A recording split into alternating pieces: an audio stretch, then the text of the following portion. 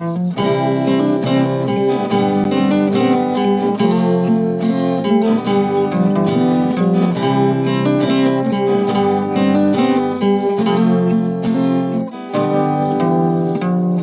เลือดอ่อนหย่อนหอมตกเส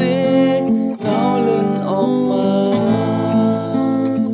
ยินเจอถึงคืนมามีกายข้าวขิงเมื่อคืนลือเย็นหือได้นอนหลับไหลห้องอำหันมาหนาวจำเสื